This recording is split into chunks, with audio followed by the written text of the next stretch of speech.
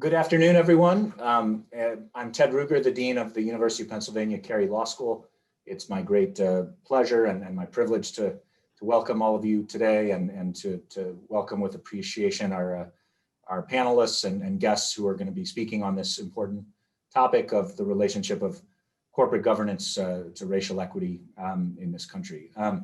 We're in a moment, as in many other moments through the past year, where we are vividly seeing in this country, kind of very much seeing in the present, the legacy of long histories of discrimination, bias, racism, and manifesting in the public and private spheres. And there's a lot of discourse, entirely appropriately, if belatedly, on college campuses, in law schools, and in society as a whole. I'm really appreciative of the fact that here at the Penn's Law School, led by faculty members like Jill Fish and Elizabeth Pullman in our corporate law group, that discussion of racial equity and how the law can either shape and perpetuate such inequity or serve as a tool to remedy it applies just as well and just as importantly in our business and corporate governance classes as it does in our criminal law, criminal justice, social justice type curriculum.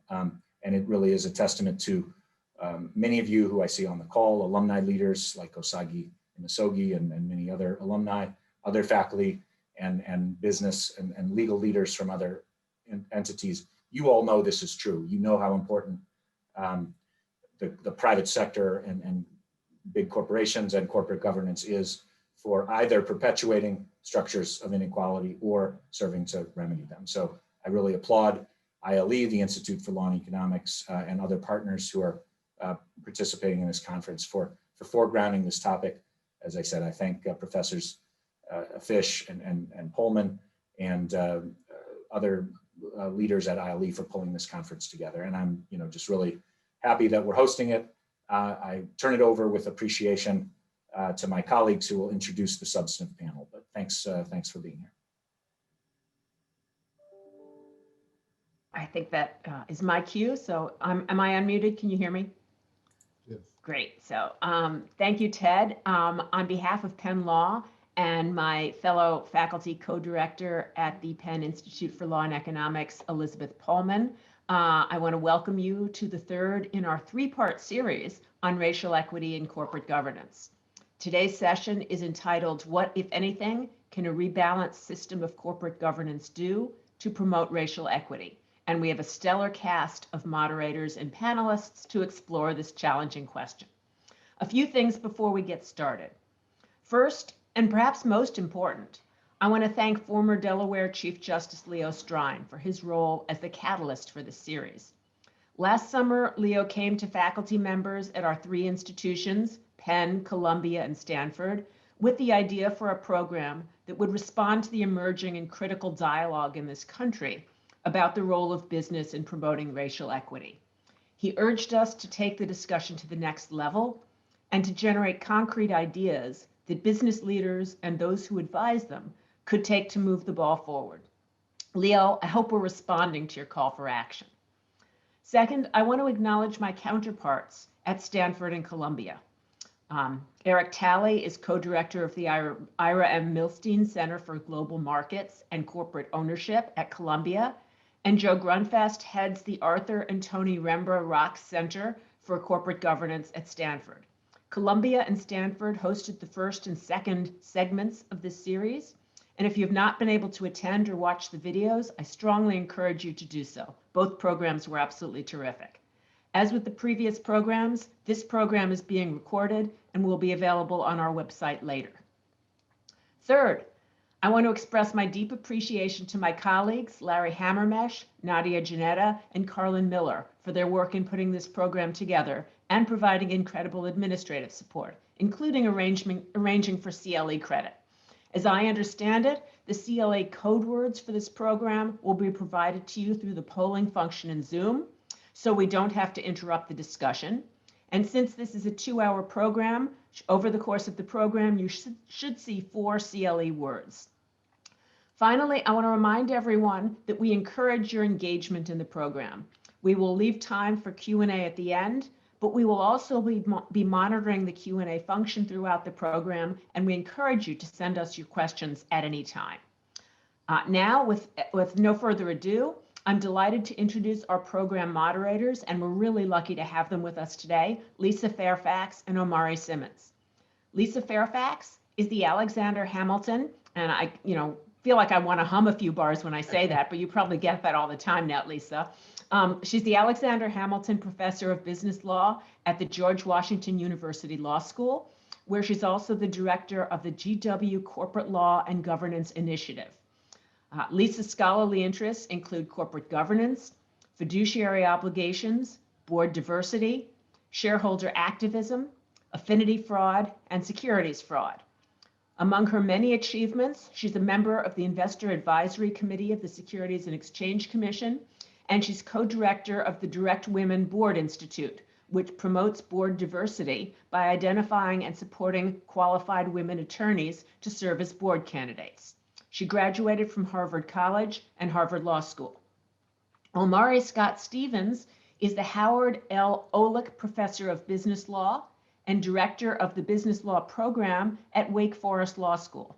Professor Simmons' research interests include corporate governance and higher education policy, and he's the author of a new book, Potential on the Periphery, College Access from the Ground Up. He clerked for the Honorable Norman Vesey, Chief Justice of the Delaware Supreme Court. He's a member of the ALI and co-founder and executive director of the Simmons Memorial Foundation, a nonprofit that provides college consulting services and mentoring to vulnerable students. He received his undergraduate degree from Wake Forest, a Master of Laws from the University of Cambridge, and perhaps most importantly, he's one of our own because he got his JD from Penn Law School. Lisa and Omari, we're so happy to have both of you with us here today, as well as our terrific panelists, and I'm now turning things over to you. Okay, what I'll do is I'll go ahead and get started. I wanted to just say I'm Omari Simmons, and my co-moderator, Lisa Fairfax, you'll be hearing from her very shortly. I just want to start out by saying first, thank you. Thank you for all the program sponsors, as well as everyone who's associated with this important program and the discussion we're going to have today. But I don't want to leave out the most important thing is the panelists. It's an honor to co-moderate such a panel filled with so many people with great backgrounds and also just a stellar cast altogether. What I'd like to do though, in terms of, so we can dive into the discussion more quickly, I'd like to provide some brief introductions for all of the panelists in alphabetical order, of course. And I say brief because if I were to focus on everyone's accomplishments and achievements, we wouldn't have time for the discussion. I, just like the audience, am very excited to hear about some of the insights, but also come away from this program with some great takeaways to take back to my own work as well. So without further ado, I'll get started with the introductions and then turn things over to Lisa to begin the discussion. All right, we'll start with Keir Gums, who is the Associate General Counsel of Global Corporate M&A and Securities and Deputy Corporate Secretary at Uber Technologies. Next, we have Osagie Imasogie, who is the co-founder and Senior Managing Partner of PIPV Capital. Next, we have Dean Erica James, who is the Dean and the Reliance Professor of Management and Private Enterprise at the Wharton School at the University of Pennsylvania. Next, we have Jennifer Krevitt, who is the Managing Director and Global Head of Human Capital Management, Consumer and Investment Management Division at Goldman Sachs. Next, we have Ann Robinson, who is the Managing Director, General Counsel, and Corporate Secretary at Vanguard. And finally, we have Kim Rucker, who is a Director at Celanese Corporation, a Director with Lennox International, Inc., and a Director with Marathon Petroleum Corporation. So what I'd like to do now is turn things over to my esteemed co-moderator, Lisa Fairfax. Thank you so much, Omari, and I thank you so much to Jill, Elizabeth, Larry, and Ted for hosting what is a obviously very important collection of conversations. As Jill indicated, corporate governance has been a topic that I have engaged with since I've been in academia, which means we've had these conversations before. So to Jill's point about let's get some concrete ideas out on the table, let's get some concrete ideas out on the table. And what I want to first ask our esteemed panelists is, how do we move from conversation to actual tangible, meaningful action? So if you could give us 2 or 3 ideas around how do we move and how do we capture some measures that will promote a greater racial equity, that would very much be appreciated. So Dean James, I'm going to start with you, starting at the top from your purview as Dean of a business school. What are your ideas about some measurable steps that can be taken? Well, first of all, thank you all. I'm delighted to be included in this panel and to have this important conversation. It's interesting, this morning I was on a call for about an hour with one of the major corporate search consultancies in this country. And they wanted to spend some time with me to get my counsel on this exact issue. They recognize that they are a significant part of the supply chain, if you will, of providing talent into our institutions, whether they be corporate or otherwise. And what their clients are asking is that they provide a diverse slate of candidates for any job that they're looking to position. And so they know how to do this work for others. And what they realize is they didn't really have the skill set or hadn't taken the initiative to do the work for their own organization. So when they looked around, they saw their own leadership heads and multiple layers down. That was in their estimation, a fairly homogeneous group. So they realized we may not have as much legitimacy or credibility in doing this work for our clients because we're not actually living our own values in this regard. So one of the things that I shared with them is you have to have legitimacy, you have to have credibility, which means start somewhere and do something. Oftentimes when we think about this notion, and in 2020, the concept of systemic racism has fallen off of everyone's tongues more times than I can remember. But the concept of systemic racism in and of itself is so ambiguous and broad and deeply embedded in the society that for any one company, any one leader to try to understand what can we do, you end up paralyzed and we end up doing nothing. So I think one of the challenges is how do we take one thing, look around your own organization and say, what's the one thing where I can make a difference, or this team or our leadership group can make a difference with respect to our organization, and invest your energy, invest your attention and your focus on that one thing rather than trying to boil the ocean, if you will. And so whatever the one thing is, whether it is, we're going to look at how our hiring or recruiting practices lead to inequities and a lack of diversity. And let's focus on just that for a concentrated period of time so that we can see real tangible results rather than spreading ourselves too thin and really not having the kind of impact that is noticeable or that gives credibility to the work we've been trying to do. Tina, I love that. Just get started is the message, and pick something is the other message. Kim, you've been on boards, obviously, and held a bunch of different positions in the corporate sphere. What's your perspective about some concrete steps that need to be taken so that we can move the needle?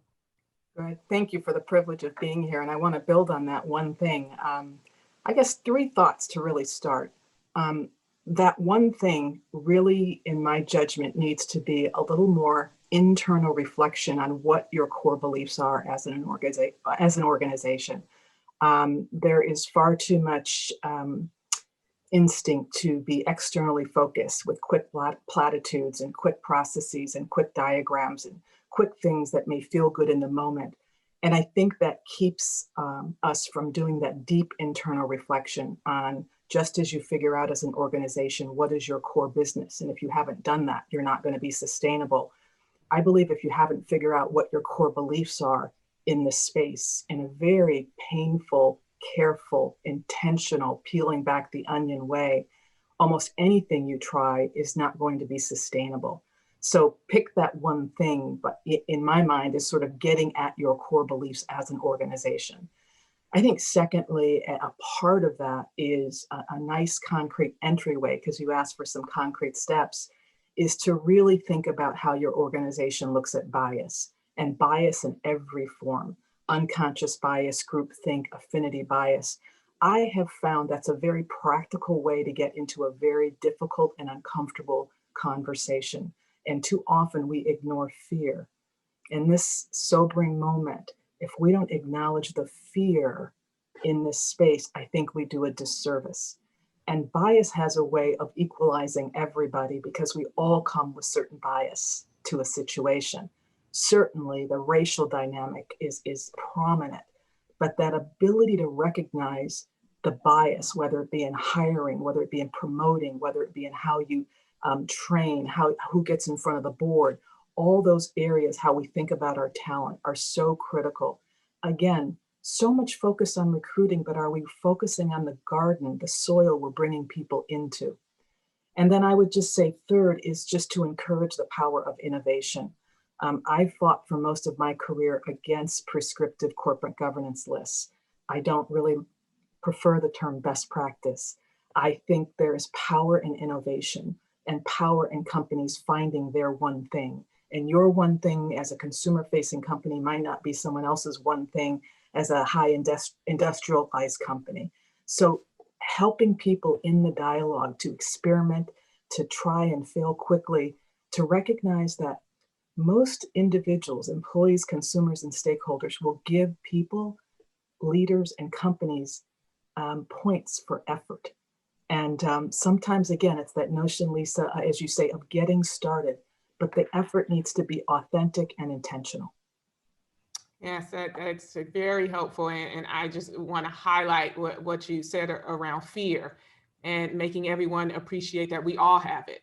And that can be a barrier to starting these conversations. Keir, I want to ask you, obviously in your general counsel role, but one of the things I know lots of counsel are dealing with are shareholders, and I know you have some insights around that. But how would you respond to that? How do we get started? What are the 2 or 3 things we need to think about trying to do in this moment? Sure, and again, join everybody in saying thank you for the invitation. It's really an honor and a privilege. This is an important topic, and it's one that I think leaders in corporate governance can really make substantial progress on for all of society. And I actually think that investors can play a really critical role in that process. One of the things that my team is responsible for is helping with investor engagement. So we meet with, on the stewardship side of the house, at least 2 or 3 investors a week. And then we partner with IR in structuring meetings with analysts and portfolio managers. And that's kind of every single day. And it's really, really powerful when the investors mention these topics as things they care about to our executive management team. It's very nice to get these letters that get published and written about, and that's helpful, but it's powerful when an investor says to a CEO or a CFO, among all of the other things we care about with profitability and growth and so forth, we really care about diversity. We really care about your approach on these issues. And I actually think from the business perspective, it's not just about being defensive or reactive to concerns around diversity. I actually think there's a real business opportunity. And I actually think Uber is an example. When I interviewed for this role at Uber, I had a conversation with one of the senior executives, and he asked, well, why are you interested in this company? I was at a law firm. I was really enjoying what I was doing. I had no intention of doing anything different. And what I said was, I don't know if you've ever realized this, but, Uber can be really powerful in providing transportation opportunities for communities of color and underserved communities. And it's really in 2 ways. One is the experience that I'm sure many folks on this call have had, where you're standing on the corner, you're trying to get a cab, and they will literally turn the light off. I've had it happen 100 times, Philadelphia, New York, California, it happens, right?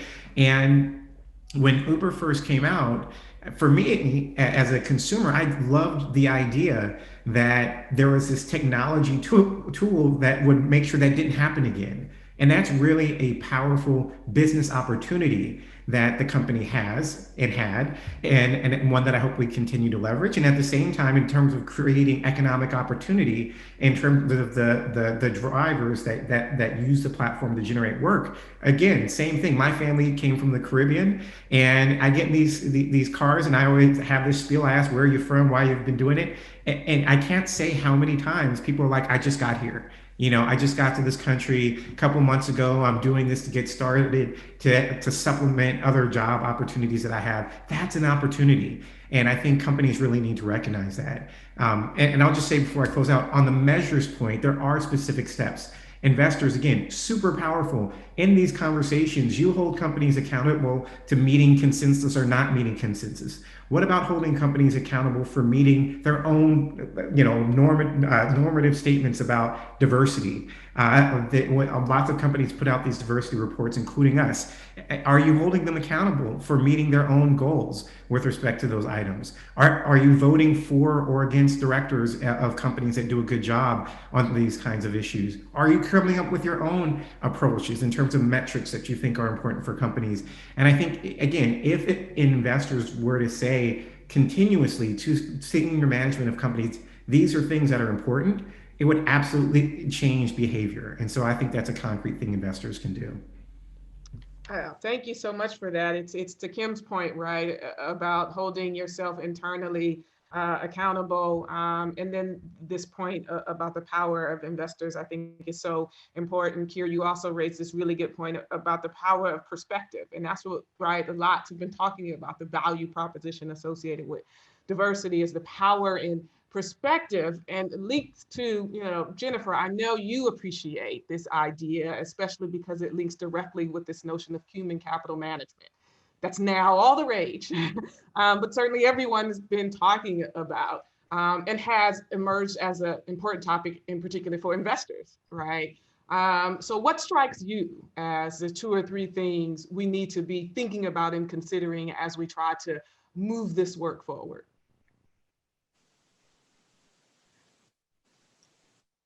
I did it, of course. Someone had to do it.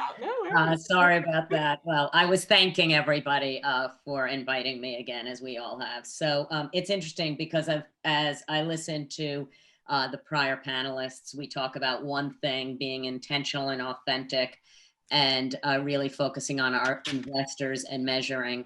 And I sit in human capital management. I am a lawyer by training, and think it's a really very important way of linking all of the things that feel important to me. And so when I think of the 3 things, I would say 1 is purpose and mission. If I think about it, we as a firm, many of us, I work at Goldman Sachs. Goldman Sachs is an investor, is a client, is full of senior leaders. We all have different places as we sit around the table. All of our employees are shareholders, they are customers, they're part of the community. So everybody really has a role in many different ways on this very important topic, and any really important topic. And so as we think about it internally as well as externally, it's really important to link the purpose and mission of the firm and each of our individual businesses to feel like we are, and I always use the words that Kim used, which is to be intentional and authentic. Number 2, it's to hold each of ourselves and the firms to hold themselves accountable and intentional, to measure what they're doing, to make sure that we measure, we understand how to effectuate that which we think is so important. And so as we think about ways of measuring, you need to think about how it links back to the business. I think one of the hardest things in all of this is we've come so far in how we discuss topics. I remember I'm at the same firm I was in 2000, and I used to have to walk into a room and start with the business case. We're very, very far away from that in many ways, and in some ways not so far away. People are much more sophisticated in the words they're using, but I do think what we need to focus on are tools and ways of helping both individuals, businesses within firms, and firms really effectuate change. And so the third thing I think about is really to manage the pipeline and to develop and retain all employees, to have a culture of growth mindset, to have a culture of development rather than simply focusing on what have you done lately. And one of the things I think about is getting people in the right roles for impact. Because if you just measure how many women you have at the vice president level, for example, or how many people of color you have in your entry level class, what you really need to focus on is how you get people through the pipeline or through the organization into seats and roles and businesses that will have impact. And so then when you get to the more senior levels, and I don't mean even the most senior levels, but the more senior levels, and you start to think about, we hired, these are not numbers for Goldman, but we hired 50% of women at the most junior levels, or people of color are meeting our targets. What is happening? When we look at our vice presidents, we still have very good, solid numbers of folks. What is happening when we sit down and we look for promotions to managing director? Like, where is the break? And oftentimes, I think many of us would be familiar with the notion that somehow, unintentionally, let's even make the most generous case that it is not because of unconscious bias. Just what feels safer to people, different career paths that people feel may play into what they have been taught about going to work and sitting quietly and doing your job and taking less risk with yourself individually or financially. We find people of color and women in what you would call in some cases safer roles, and that may mean roles with less impact. And that is something that I am very, very focused on. And I think we all just need to think about how we move people up through the pipeline and into what roles people think about. When I think about HCM, human capital management, I think about my role is really to protect the firm from cultural risk, to really drive the business strategy, and also to be courageous and to teach others to be courageous, both for themselves as individuals, but as leaders of businesses. And that's the fun part, to think about how you can give people tools to help effectuate change. And we see now why this is such an important topic, human capital management. It's not a numbers game, but although some piece you got to have the numbers there to manage them, but it's also about how do you manage effectively to get what you want, which connects, of course, to all the things we've been talking about, but also to this notion of internal reflection to understand how we can manage the process better and be innovative, right, with that management. And I'm going to tell you, after our kind of conversation, you used a term that I now use with my students, and you call Vanguard the forever shareholder, which has a lot of different and interesting connotations about how, from that vantage point, a shareholder and a forever shareholder, you should be thinking, one can think about how we move the needle with respect to this. So I'd like you to jump in with your thoughts around this issue. Sure. Well, first I'll do what everyone else has done. And thank you for having me. This is such an important topic. So I'm really pleased to share the not just institutional investor, but the forever investor perspective on why this is such an important area for us to explore. The way we think about our obligation to our investors is very much tied to the creation and preservation of value. And so when you think about the way we frame the discussion around diversity and inclusion, how we build that business case that Jennifer was mentioning, it's around creating value. We talk about how companies with more diverse boards perform better. Companies with more diverse management teams deliver greater outcomes. And that's the real value creation component to it. But when we go in and we do, to Kier's point, engage with our portfolio companies, we sit down and we meet with them and we tell them what's important, but we also tell them why it's important. Diversity is obviously, we've talked about, important for the purpose of creating value. But having very clear anti-racist policies, having a clear perspective on how you manage the implications of not having a diverse culture, workforce, and the like, creates risk. And risk presents the opportunity to erode value, if not destroy value. And so we engage with our portfolio companies about how they're thinking about diversity and inclusion on the affirmative side, in the creation of value, but we also talk about the very real and tangible risks associated with the implications of not having a diverse and or inclusive environment, or having policies that can lead to litigation. If you don't have if you have a workforce where women feel uncomfortable. The Me Too movement preceded this summer's activities around social justice. That was developing a lot of attention and interest and momentum. And we appropriately engaged on, well, how do you think, portfolio company, about gender diversity in the workforce?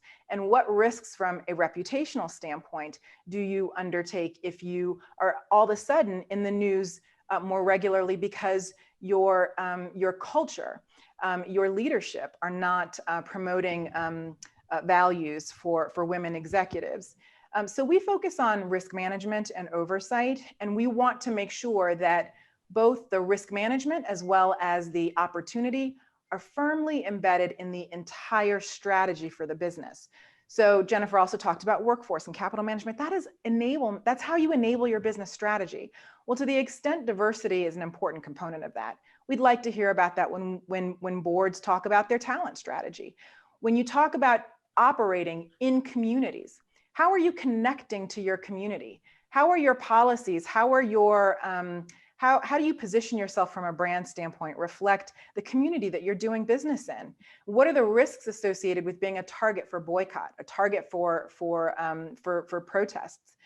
So we want to understand how our portfolio companies are thinking about diversity and inclusion. But when we engage with them, we don't just say it's important. We help them understand why it's important to the creation and preservation of shareholder value. Thank you. That's so important. And really, this focus, especially from this governance standpoint of, asking the right questions to get, making sure you're framing things in a way that people are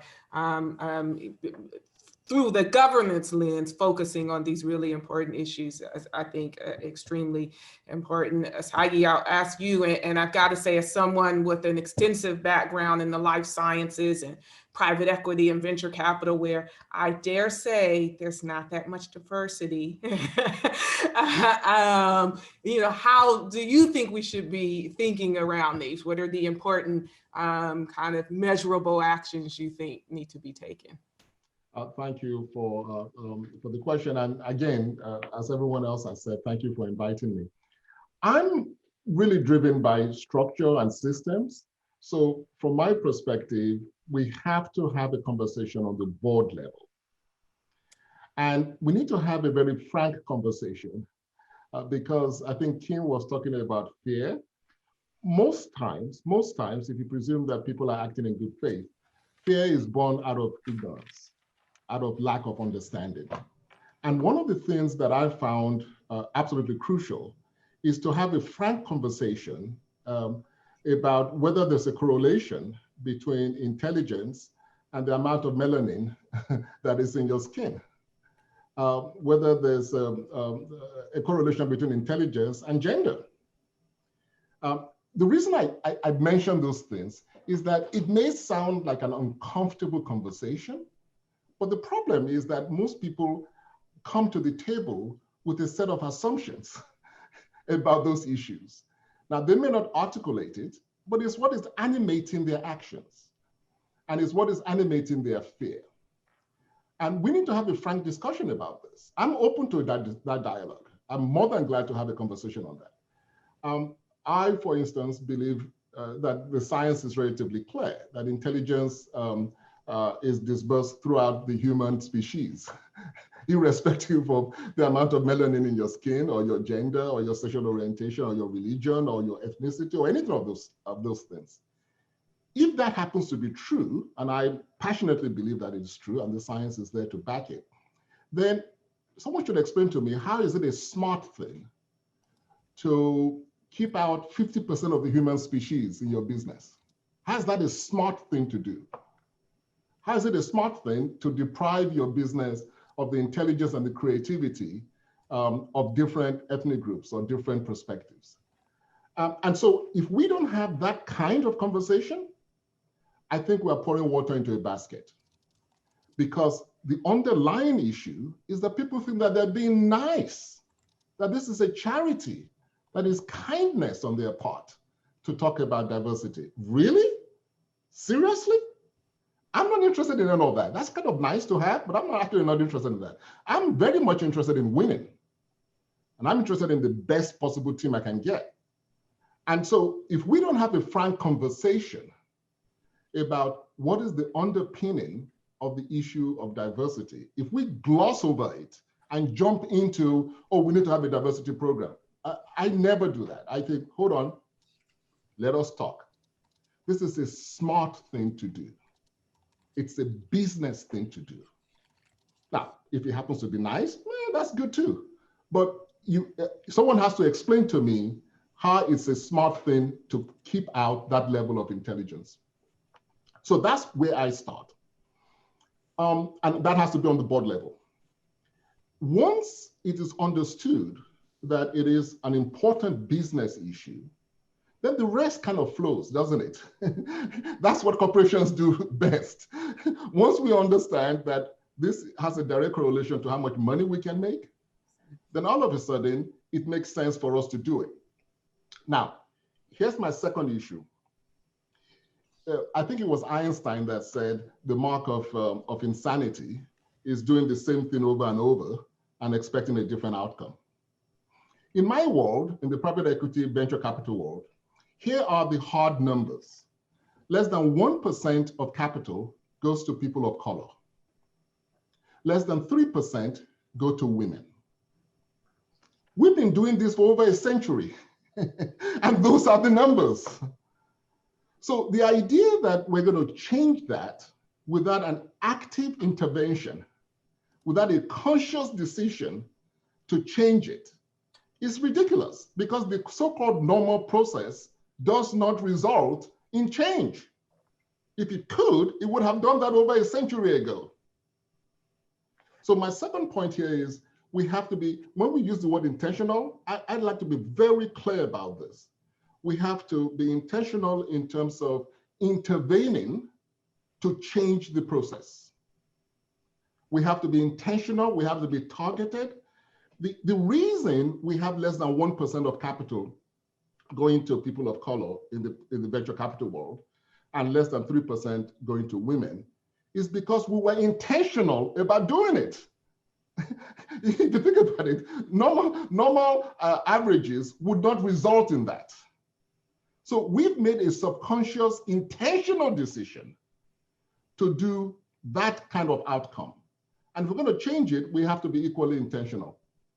Now, it doesn't help in our space that 40% of all venture capitalists come from either Harvard or Stanford, with all due respect to my friends from Harvard and Stanford. It doesn't help that that is 40% of the universe. So by definition, you've already limited who you tend to think about as potential recipients or good investments. And that's a problem. So that's the second issue. We have to be very, very intentional about this. I guess the last thing I would say is we need to make sure that if we're going to be intentional about this, so we're going to have the conversation on the board level, make sure that we understand that this is a business-driven effort, not a charity, not a nice thing to do. We have to be intentional to change what has been happening, because we know that what has been happening has not been successful.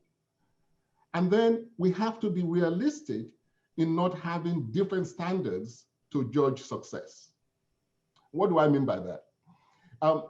We invest primarily in the life sciences space.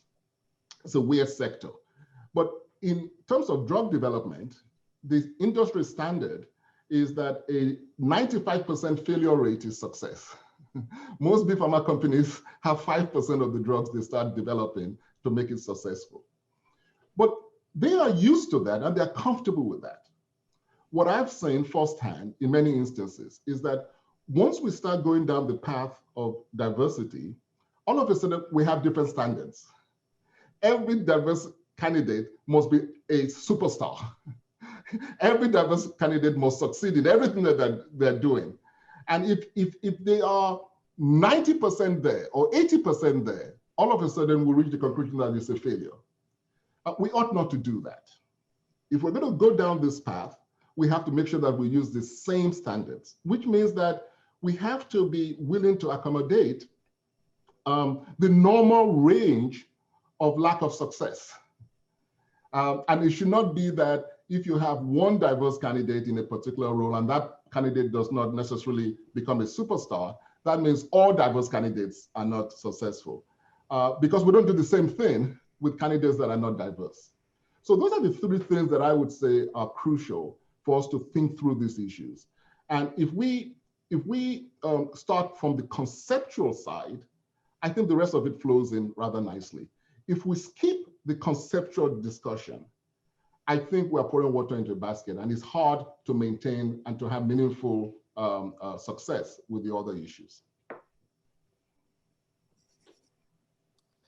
All right, I was getting ready to pass it over to Omari, but you know that is a lot to take in, but a lot of really important reflections, both from the conceptual to the very concrete around, I think, something that people have talked about a lot, but haven't actualized, which is giving people the room to make mistakes in the same way that you give kind of everybody in the workforce. But Omari, I'll kick it to you. No, it was Omari. great. Hello? Kim, Yeah, you want to make a comment? I was just going to say, if you kind of just step back and link the comments that we've all made, they really do square quite profoundly. We started with one thing.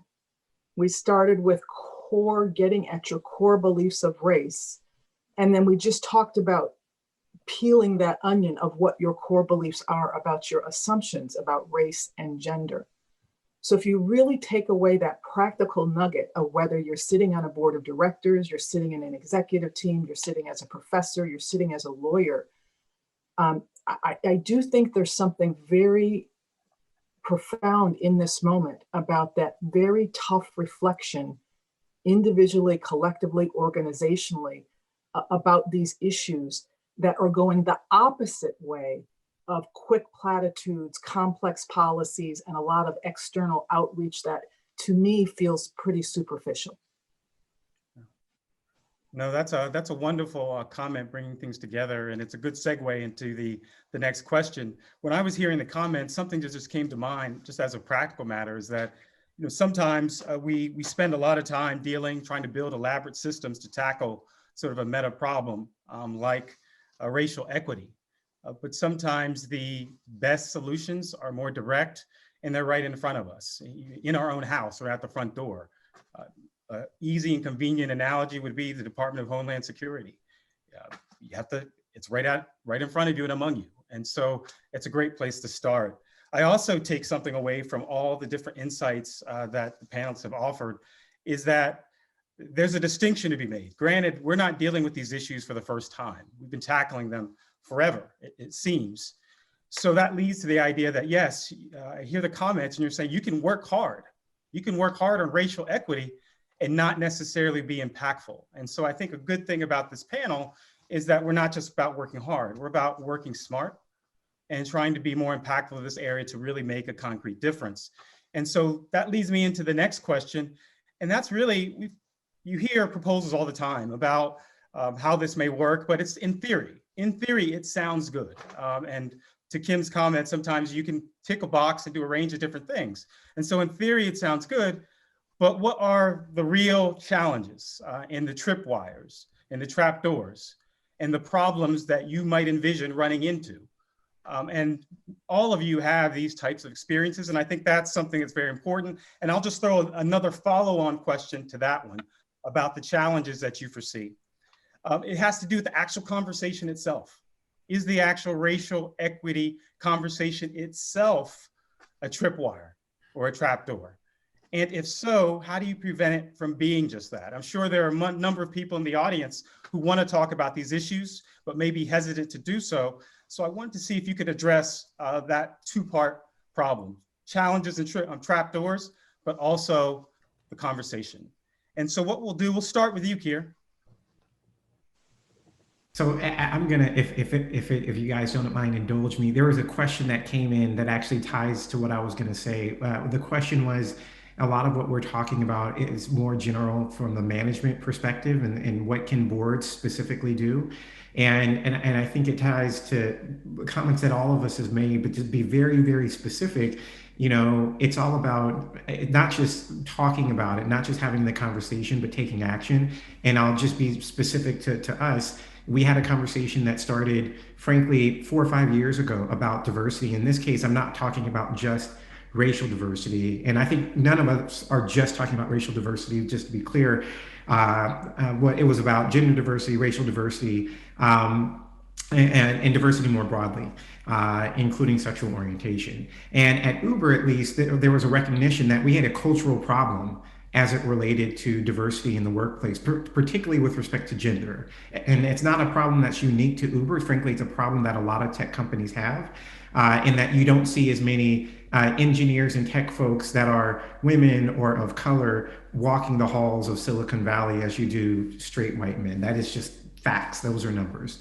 And so when the board had this conversation last year, one of the things that the board decided to do was actually take action, and on top of the reporting that we had started a year before, start actually incorporating diversity into the compensation for senior executive officers. So to answer one of the questions, I do think boards shouldn't just talk about it. You have to hold your executive officers accountable for it. In our case, we basically took the publicly disclosed measures and goals that we'd set out in our diversity report and applied them to our senior executive officers. We started with our CEO, our chief people officer, and our chief legal officer. This year, we've expanded them to a wider swath of our executive officer team below kind of the Section 16 level.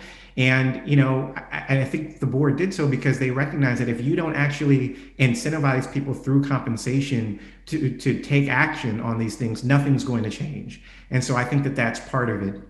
I think one of the challenges, Omari, to your exact question is, you know, what measures matter? You know, when you talk about what are the tripwires, first thing I think is what metrics are you using? You know, is it the numbers for each group that you're measuring? Is it promotion? Is it retention? Is it attrition? Is it which organizations people are in? So for us, you know, frankly, the lawyers are not the most well-paid people in the organization. It's typically the tech people by a pretty wide margin. And they're also, the tech people tend to have a little bit more influence, which is, I accept that at face value. It's a tech company.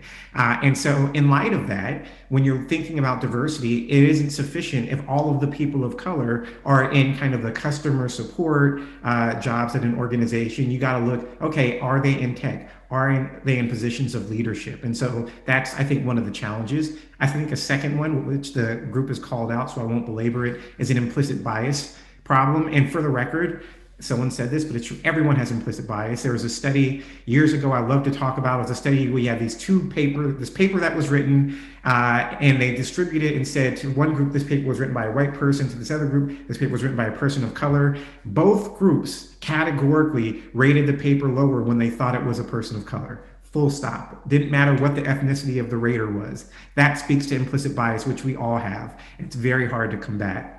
Third thing is something else that's come up, is this idea about perception of bias. Am I included? When you talk about diversity, are you just talking about Black people? Are you just talking about Latinx? Are you excluding, you know, women, Asians, et cetera, LGBTQ? And that's a really, to be candid, that is a really challenging one. And frankly, you know, in this context, at least, it reminds me of a debate that people have with all lives matter, Black lives matter. And without getting into the merits of the debate, the fact is, the reason people say Black lives matter is because reality shows that the system doesn't, if you don't say it, they don't otherwise acknowledge it. It's not because white lives don't matter or Hispanic lives don't matter. It's because systemically, Black lives have not been treated like they matter. And in a very similar way, when we have these diversity discussions and we often come back to race or gender, it's not because straight white men don't matter. Of course they matter. But the fact is, these other groups have been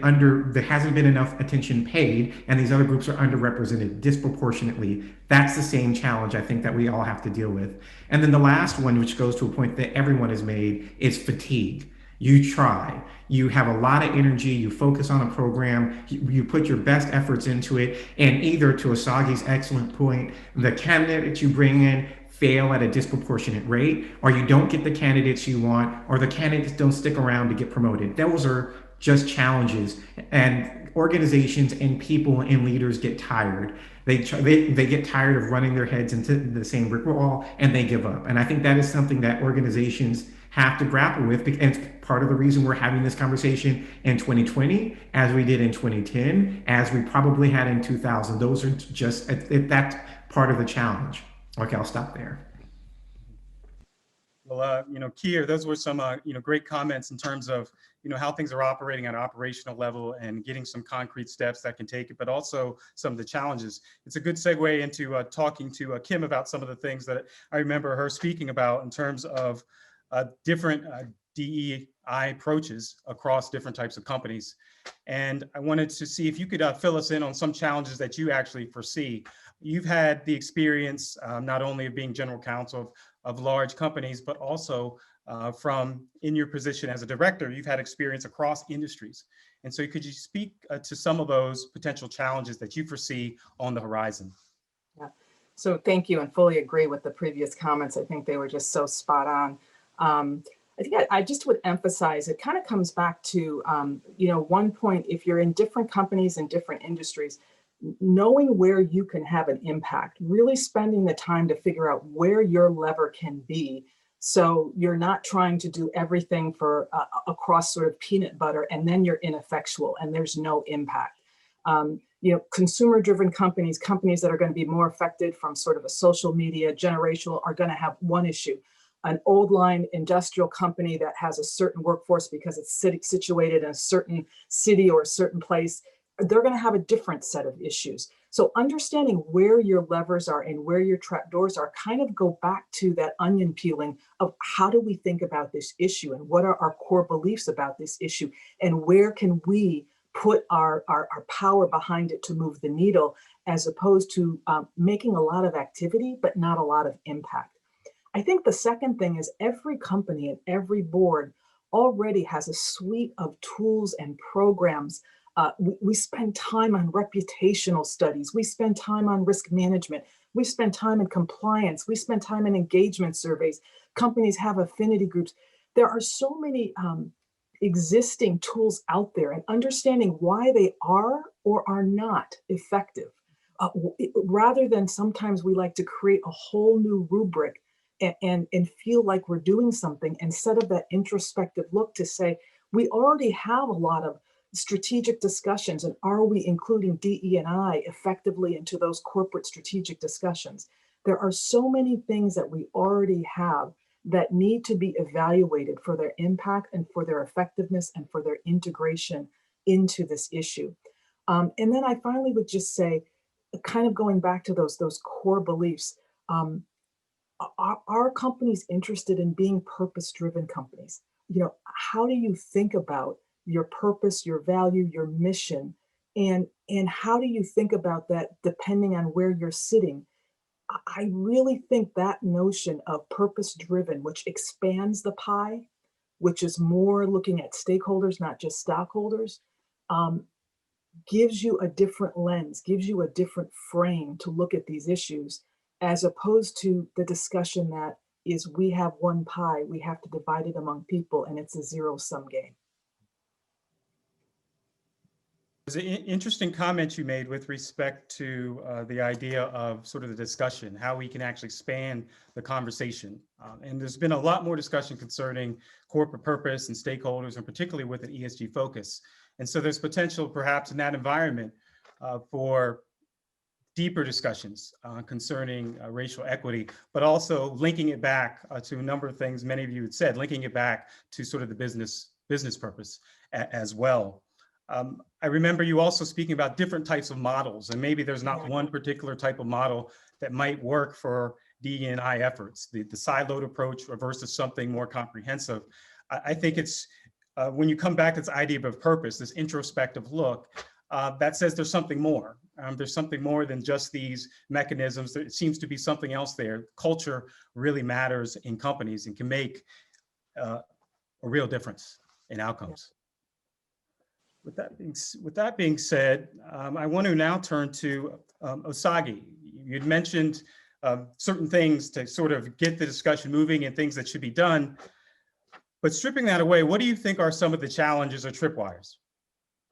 Well, look, I would say there are two things that are important for us to continue to consider.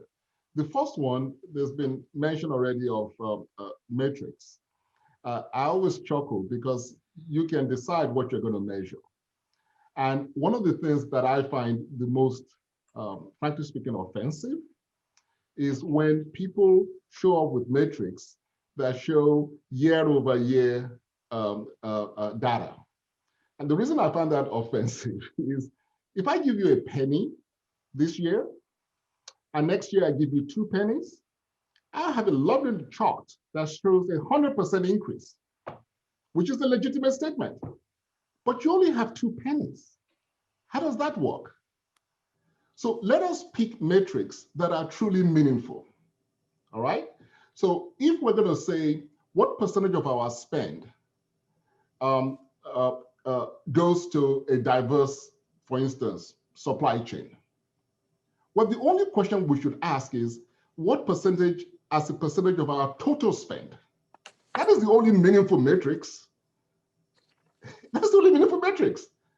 If you're telling me, oh, last year I had, $10,000, and this year I did, $50,000. Wow, really cool stuff. But my total spend is 5 billion. How does that work? So I think we need to be very, very realistic as to what metrics we use. And I think that's a fault line, because many companies make the conceptual discussion, agree, and then fail woefully in what they choose to measure. The second thing is, look, this issue within our country is so pervasive, is so extensive, is so systematic, that actually there are a lot of low-hanging fruits that we can get and show success.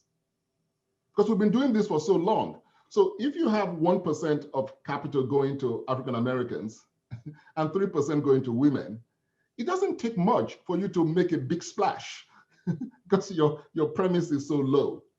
One of the lowest hanging fruit are things like supply chain. I mean, think about it. Why is it that most companies' supply chain does not have a diverse set of suppliers? Why are we doing that? How does that make sense?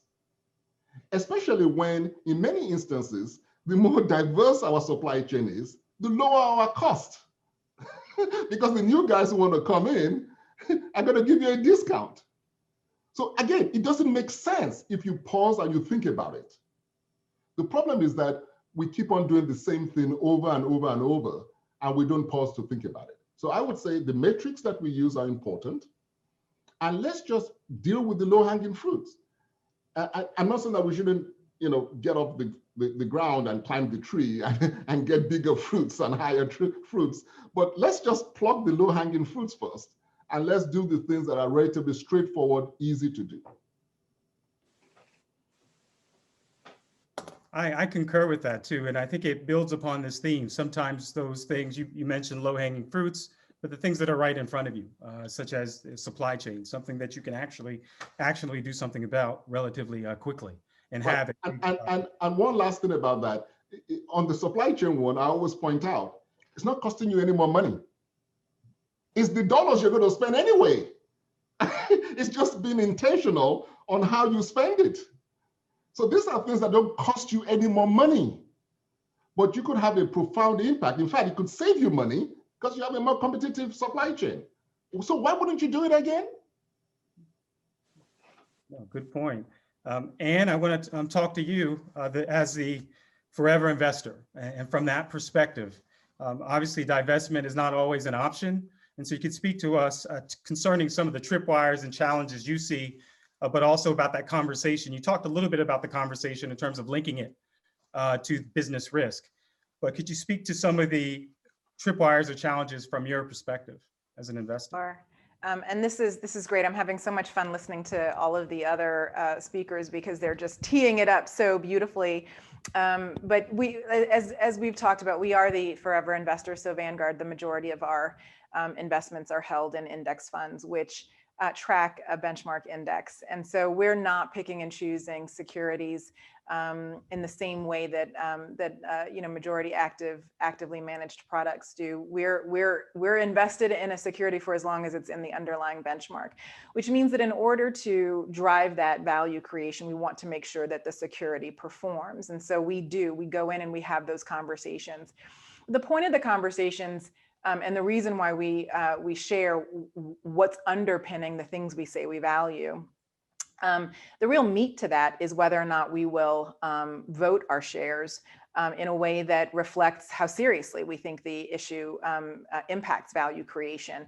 And so the questions and some of the other speakers talked about the notion of accountability and the role that the board of directors plays in holding management accountable for identifying risks and driving business value. But the investors really hold the board of directors accountable for their oversight of risk, their oversight of the operation of management. And so when we say things like diversity matters, when we say things like some of these other issues are important to managing your risk, if we don't believe that you are acting in a way that takes it seriously, then we don't vote for that slate of directors, or we vote in favor of shareholder proposals that are intended to provide alternatives to the way that the board is holding management accountable for those things. So there is some teeth to the institutional investor perspective and the influence that it can carry. And I think a good institutional investor is not afraid to articulate their perspectives and vote their shares accordingly.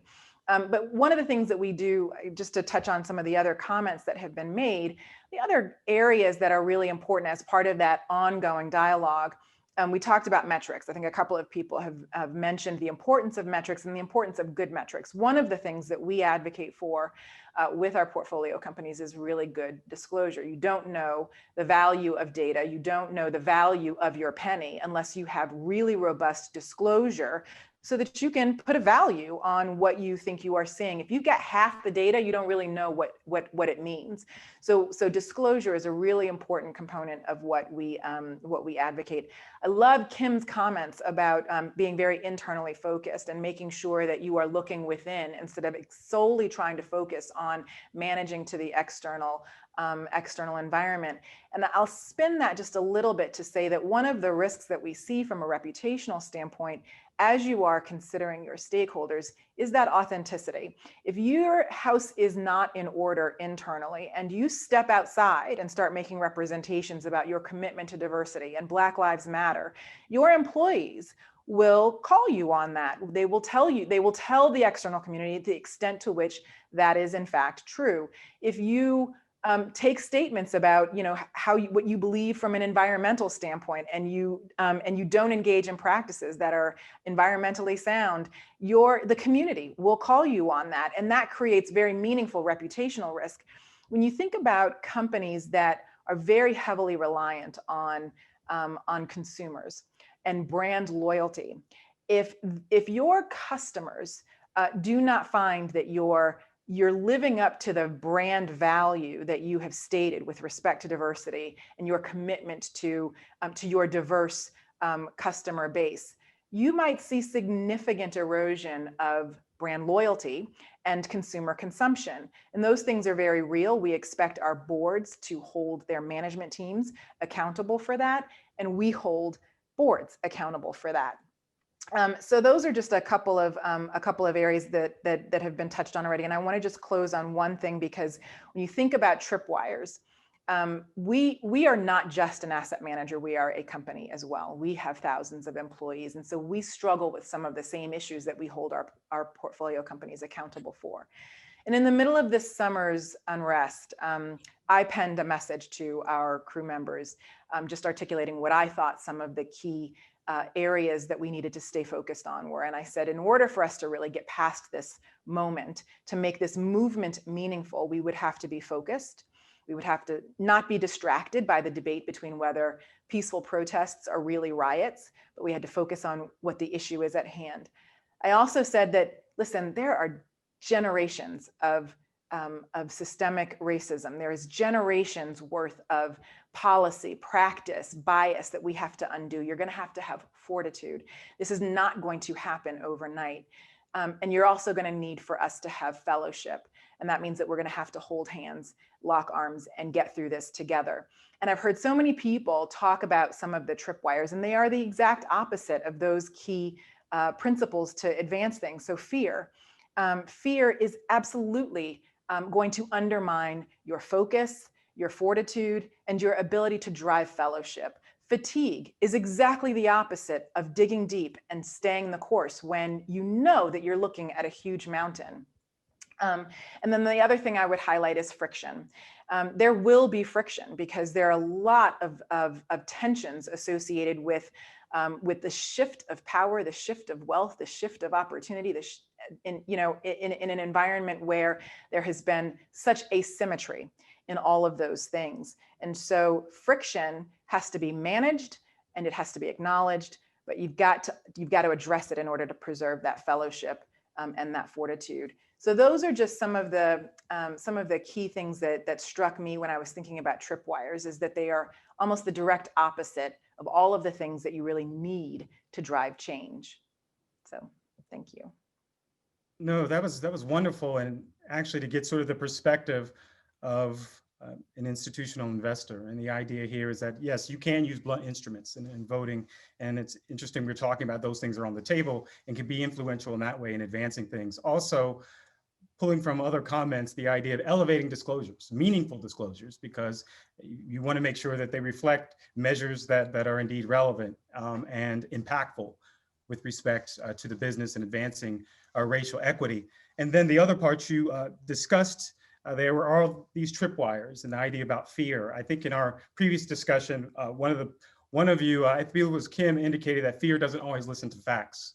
And there are situations where obviously it takes some degree of skill to sort of get around and address some of these topics. But we'll get back to that in a moment. But what I'd like to do is now turn it to Jennifer, because particularly in the human capital management space, there has been a lot of discussion. Obviously, diversity, DE&I issues always come up. And so I'm curious to hear, what do you see experiencing as the tripwires currently, but also in the future in that space? Thank you very much. And as I think it was Anne that said before, each comment really has been foundational to the next. And that's really terrific. And I think it shows both the importance and the way we're all trying to think about these issues. The first thing I would talk about in this is the accountability and measurement. And I think everyone has spoken to that in the second question, in the answers to the second question. So I think we've mostly addressed that, but that really is a huge tripwire. And to really understand where you are now, where you want to be, where are the gaps, assess yourself and repeat, as I say. The second thing is, and I mentioned this before, is really building a culture of development rather than a culture of genius. And it's interesting because Osagie mentioned before about whether the melanin has anything to do with intellect. I think that's sort of both a horrifying question. Like when you hear it, it's a quite jarring question, which is why it's so provocative and important. But I do think culturally, that is what I mean by the difference between a culture of development versus a culture of genius. What do you think good, smart, genius people look like physically, intellectually, by background? and really focusing on building this culture of development. And 3, I would say it's around a shared culture of purpose. You share what you think is important, you communicate it, you reinforce it, you reward it, you recognize it. We think from the top of the house down, people should be paid on it. It should be as important as anything else you do. And when you think about the processes of evaluation, development, performance reviews, and all the other things that take place during the life cycle of a person at a company, it really is important to figure out what the North Star is and ground it in the culture of purpose. But the one thing when I think about the real tripwire that I would like to add to the conversation is this notion of trust. And it's very hard. I've been talking about trust, I don't know, since I've been at the firm at which I am. And I try, it's the most important thing to me is to build a trusting team, is for people to have trust in me, is for me to have trust in the more senior people. And I think systemically the way you do that is the shared values, shared purpose, really rooting it from the board down into the organization. But trust is very difficult. And it is a company, and people bring a lot of different views to the party, so to speak. And when you open up companies where we learned in the old days, don't discuss religion, whatever else, death, taxes, whatever else you weren't supposed to talk about. I'm sure race was on that list. It is a very complicated dance to open these conversations up in the workplace. We can see what's going on universities right now. Many of us may have similar views, and we could probably talk about anything because certainly on the panel, by the very fact that we were interested in this topic, it's the shorthand to get to what we think is important. And I think each of my panelists, co-panel members, would trust that I was asking questions to get better, smarter, more educated, to really make better decisions, to think more creatively, innovatively, all of the words that we would say is important. But when you open up these very difficult conversations, it's very complicated. And it puts a lot of pressure on people of color to answer the questions over and over again. When it's the first time I think I've asked this question, it's very hard to really, we all know the challenges of that, but it is very hard from an organizational point of view to open up the dialogue. And then what do we do? And I just would warn against cancel culture. I think we know how important it is to build strong cultures that can develop trust among all of the members, all of the stakeholders, as we've talked about, which is not just the shareholders, and to make it a place that people continue to learn. And that is a concerning point for me on the tripwire, because people are nervous about saying the wrong thing. And sometimes they say incredibly offensive, uneducated things, which it isn't a past that they didn't know. So even if we were going to talk about it, it's going to be frustrating to us because on one hand, we want people to be able to have open and honest conversations. On the other hand, people should come as informed as they can be to conversations. And that is something that I struggle with in my personal life. I ask a million questions all the time. And sometimes I get choked up when I ask them because they get so uncomfortable to me, but I feel like I know the balance, and people who have had any time with me understand that I am truly being, we go back to the word authentic, but it is a complicated dance, particularly when your office isn't just in one city, one state, one country. And that is something that is a tripwire. And I hope that that's the sophistication and the level of conversation we get to, because that is a rich man's problem, to figure out how to continue to have these trusting conversations. There's a lot of work that needs to be done as you lay the ground for that in companies. That was great, because it reorients us to really look on the idea about the conversation itself. from very different angles, all types of angles, those who happen to be racial minorities and those that are not. And there's some things that we might assume in the sense that people actually have skills to actually engage in those discussions. And so that's a good segue to bring in Dean James, in particular, who has a unique position in the sense dealing with a lot of stakeholders, but also a lot of future business leaders, professors who engage in those conversations, but also many alums that are worldwide. And so in addition to some of the challenges you see, could you also speak to the issue about those conversations? Because I'm sure you've been having them with the various stakeholders surrounding your institution. Yeah, thank you. I wish I could just say ditto to everything Jennifer said, because every word out of her mouth was something, a point that is so salient to me and how I think about these issues and what I've done in my role in higher education. You may not know, although I'm the dean of the largest business school in the world, I actually don't have a business degree myself. I'm an organizational psychologist. And so rooted in my ethos and my leadership and my approach to everything is this notion of human behavior and psychology. So I want to bring that dimension into this conversation and pick up on two things that Jennifer said, both in response to the most immediate question, but then in response to an earlier question. And that is first around this concept of trust. And part of the reason why I think so many of us struggle with the concept of trust is because it is so, again, amorphous. It's a ubiquitous concept. We use it all the time, but we haven't distilled it into tangible components that might help us make a difference in creating more trusting cultures within organizations. And so the way that I always talk about trust, and I use this concept in my performance reviews with my team, I measure them against three dimensions of trust. One is competence-based trust, right? Do I have the confidence in you that you are competent in your role?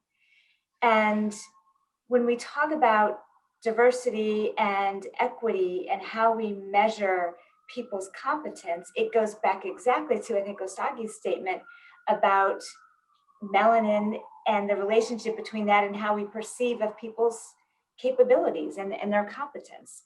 So I think we see a distinction between how folks of color and others are evaluated in their performance in organizations because there is this inherent potentially distrust of their capabilities, of their competence. So that's important to just put out on the table. The second level of trust is communication-based trust. Do I trust you? And am I demonstrating trustworthiness in how I communicate within the organization? We've used the notion of authenticity a lot in this conversation. Am I authentic in my conversations? Am I transparent in my conversations? Am I providing information that is truthful?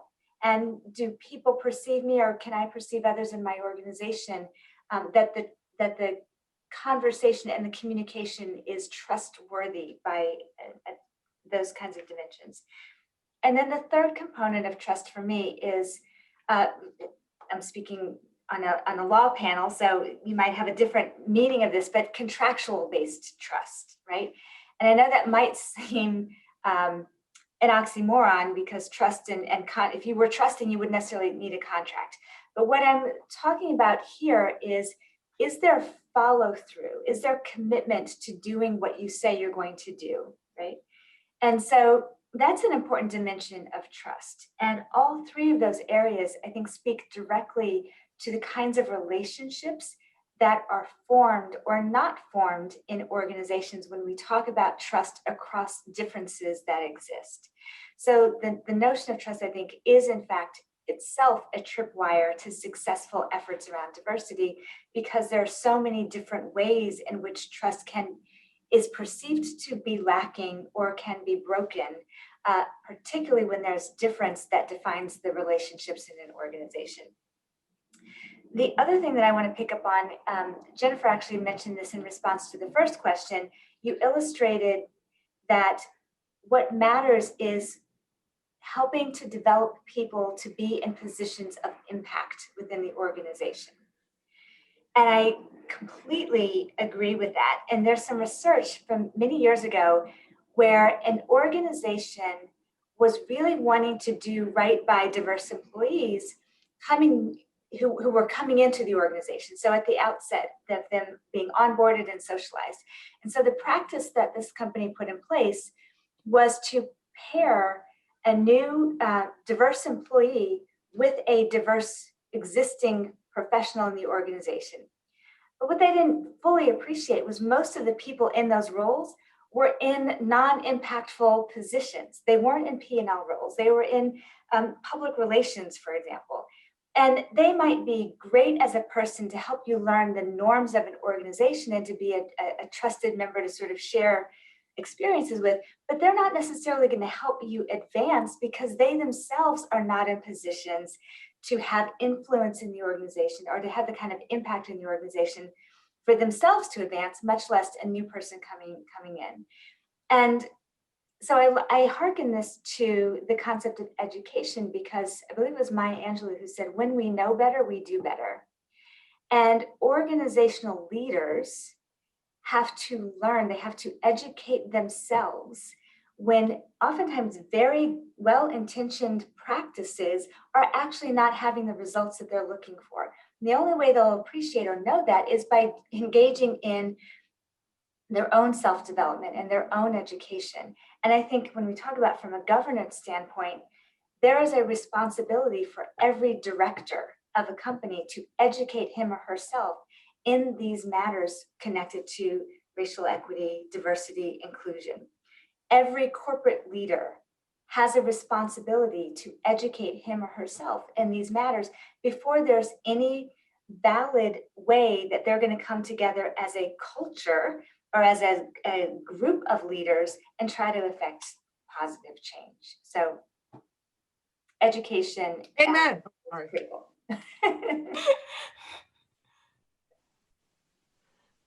Omari, You're on mute. I did that again. Okay. I just want to say wonderful comments, especially the quote from Dr. Maya Angelou, who is a former Wake Forest faculty member. And so such a great loss to the institution. But no, definitely your rare perspective in terms of organizational psychology and actually how things work. And I think that's a great takeaway for a lot of the different panelists and people who, not only panelists, I mean the audience, who will have an opportunity to sort of think about some of these things when they take it back to their organizations or their work. I think now what I'll do is I'll turn things over to Lisa. So first I want to say, please feel free to put questions in the box. I want to ask a small follow-up and then one more question and then really get to what's on your mind in the audience. So please feel free to do that. My follow-up question is actually a question that's an audience question, and I'm going to marry two questions together because I think they're two sides of the same coin. And it's about having this conversation in a way that doesn't create the proposition that it's a zero-sum game. You know, especially like if you just take boards, there are only so many seats, right? And how do you have the conversation when it seems like the reach out to, a woman, a person of color, someone with a different sexual orientation is going to exclude people in your community. And, the question was talking about this kind of more broadly, if we go to Wake Forest, we're not going to Penn.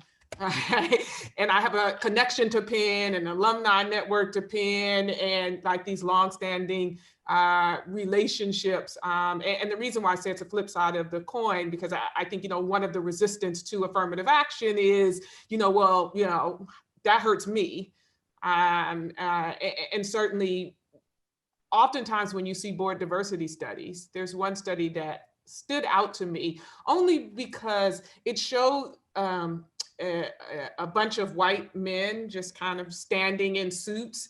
And then when it talked about the diversification of boards, it showed them disappearing, right, as more people of color.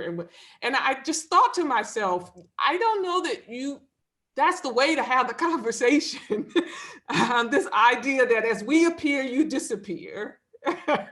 And I'm just wondering, right, really, when we have the conversation, how do we move beyond the zero-sum game as we appear, you disappear dichotomy? I'll ask Kim. Well, I think your example is powerful. I mean, that's not how you have the conversation, and it sort of goes back to my point of fear. Both legitimate fear, but also stoking fear, and that becomes a real block in the conversation. Secondly, I think we've said it a few times. I really believe. Let me take the positive. One of the exciting things about governance is that it is the powerful force that sets norms and sets frames. So we get to play here. I mean, that is powerful and enabling if we grab it.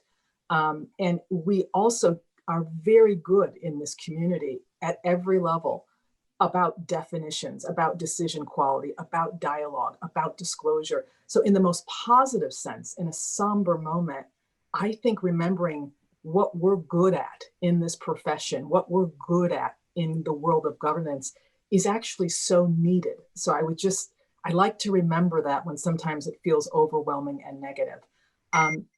Third, I would just say there just has to be some humility. And we've talked about that, some humble admissions around, yeah, can be uncomfortable, but do we have alignment around some basic values and principles of why? The why does it matter, which we've talked about quite a bit, so I won't review that. What are the values we're trying to align on? Is respect one of them? Is diversity, and how do we define it, one of them? And that we have to allow the experimentation and the innovation and the uncomfortableness to enter into these rooms. We have uncomfortable conversations about mergers and acquisitions. We have uncomfortable conversations about divestitures, about complex business transactions, about complex investments. How do we move that uncomfortableness into areas that maybe are we like to keep out because they get intimate, they get a little personal. So putting that language in a boardroom can be a little challenging, but it's what we must do. The power of Chief Justice Strine putting out there that your fiduciary duties do encompass this. It's not in opposition to look at D&I issues as part of your fiduciary duties. Taking those cues as to what our profession and what our training does best. And as Omari said, recognizing that maybe we don't all have the skills, but we need to find people that do or risk learning them to have these facilitated conversations or to risk having the conversations, to admit we're going to step on some toes, but to say our heart is coming from a good place. Our agenda is for the good. Our agenda is for the aligned value and purpose of this company. If you kind of get that there, then we can kind of deal with some of the waves that will flow from it. I just want to also jump in and pick up on a theme that a couple of the prior speakers have raised around having those uncomfortable conversations safely and with openness, with a constructive outcome as the end game. And I think Jennifer used the words cancel culture, which is sometimes met with resistance because it is a proxy for the abdication of accountability. And I think it's really important as we try to frame these constructive and uncomfortable conversations that we don't confuse this notion of holding leaders accountable for their decisions and their behavior with knee-jerk reactions that shut down tension and shut down constructive conversations, which by its nature will be sometimes uncomfortable and or awkward, but it's required to get us to a better place. And so striking that balance, I think, is incredibly important as a role for the board in setting the tone and expectations for management. Osagie, did you have a thought? Yeah, so Lisa, your question goes to the core comment I made at the beginning of this dialogue, which is why are we doing this? So if the starting point is that I'm being kind or I'm reacting to social pressure, then your question becomes a very painful one, right? Because my kindness is taking something away from me. But if your starting point is there's true intelligence and creativity across the board, and I want to build the most powerful, successful team I can, then the conversation is completely different. What have we done in something like sports? There was a time where we had segregated sport teams. And we made a conscious decision that, hey, I want to stop that. And all of a sudden, there's a different level of competition. And if my team wants to win, I cannot say I'm going to have all players of one particular race in my team. It wasn't even an issue. And because the aim was to win. And therefore, you pulled together the best team you could. So I really do think that we shouldn't, I keep on going back to the fundamentals. We shouldn't jump over that fundamental discussion as to what is animating this discussion. Because if we do that, that's when it becomes uncomfortable. That's when it becomes difficult. That's when people get upset. But let us have the frank conversation as to why we're doing this. Look at what NASDAQ has recently announced about they want boards to be diverse. Now, there are folks who will say, wait a minute, that's kind of affirmative action and this is really bad. And I always chuckle when I hear that because again, it's keeping the fundamental conversation. The fundamental conversation is this: why is it that these boards are what they are today? Is that normal? How did that happen? And unless we have that conversation, if you start from that conversation, then it's an easier conversation to say, oh, this is why we need to diversify the board. So I really urge all of us, I know it's uncomfortable, but it's an important conversation. And we should start, I presume people are acting in good faith, so let's have a frank conversation. And if we don't, we're gonna have difficulty down the road. And as we've said a number of times that the junior people coming into the workforce both see themselves as workers, shareholders, and and consumers, customers, part of the community. And people just have different expectations. It's not just good enough to say that it's, we're focused on the commercial impact. Commercial impact is a much broader concept. And so, it's really important. And hopefully, as this comes down from the boards, the junior people who we've all been raising as children will come up and they'll be able to have an impact also. It's just, it's demanded now. I want to say, before we leave the topic, to piggyback on both of the prior comments, Jennifer's and Osagie's, about boards in particular and board composition in particular, and both the NASDAQ rule and the California rule. And this is, I think, an example of an uncomfortable conversation. So I'll just hit it, straight up. I get the zero-sum game point. There are a finite number of board seats, finite number of seats that are available. And it is a fact that if you are focusing your search on women or potential directors of color, that means that those same seats are not going to be held by white male directors. I mean, those are facts, right? Setting aside whether you can expand the board, et cetera. But I urge people to look at it from the other perspective, and this builds on Osagie's point. Look at the current state of boards. Why is it that so many boards are just straight white men? And again, not to say that there aren't wonderfully qualified directors sitting on those boards today, but that has happened at the exclusion of talented women and ethnically diverse directors who have not had the opportunity. And I think people just have to acknowledge that, because that's a hard fact. Another hard fact: at the current rate of increasing women and ethnically diverse directors on boards, you wouldn't be at a point where women are at 50% of boards for another 30 years. So the concerns that all of these directors are going to have their opportunities yanked from them is not realistic. That's not what's happening. And I think the sad fact is, also a hard fact, that if you don't give people specific expectations around diversity, it doesn't happen. I'm sure others on this call have had this experience where you're sitting on the board, for me, often as a corporate secretary, and you're having the conversation, or outside counsel, and you're having the conversation around open board seats. And you meet with an executive search firm and you say, okay, well, I want a CEO.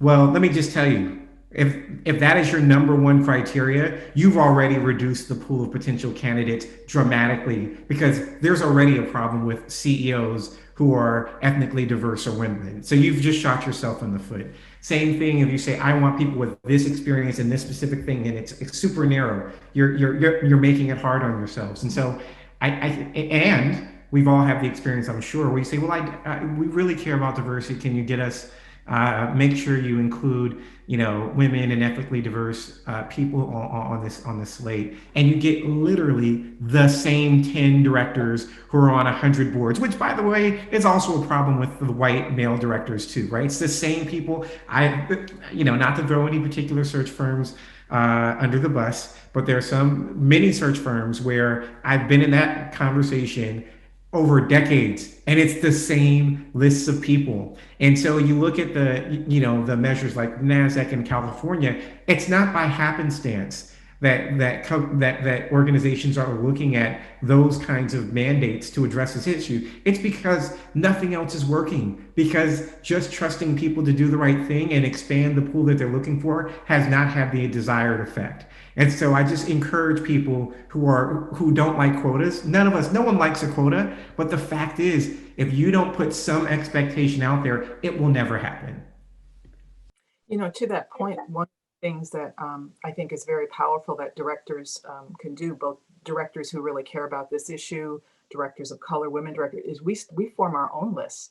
So when the board says, hey, I've got an open seat, we don't wait or rely on the search firm. That's fine to go out and hire a search firm. And, they are slowly waking up, but you're right. It's the same recycled people. We go in our own network, and there's a number of groups out there that have informal networks. And we say, well, how about this list of 15 people? And it really changes the dynamic in the room when you come, not just to say, hey, you guys aren't doing your job, but we actually provide them with concrete names from just challenging very different networks. Yeah, that comment came up. I'm sorry. Go ahead, Dean James. Well, I just wanted to pick up on your provocative statement, and I'll provide perhaps a provocative response. There is discrimination that exists even if the entire country were nothing but white men, right? There are only so many slots, as you point out, for director seats, for example. And there are many more people who are available for that. And if you take out all the women and people of color as options, you're still going to have to make choices amongst the slate of white male candidates. So for me, the issue is, why does this question of the zero-sum game only matter once women and people of color are part of the equation, right? It's not a zero-sum game when you're looking at all the white male candidates and you can only pick one or two. So I think that's another mind shift that we have to make. And I think it's, again, one of the tripwires that affects the ability to be successful in our march towards equality and racial and gender equality in particular.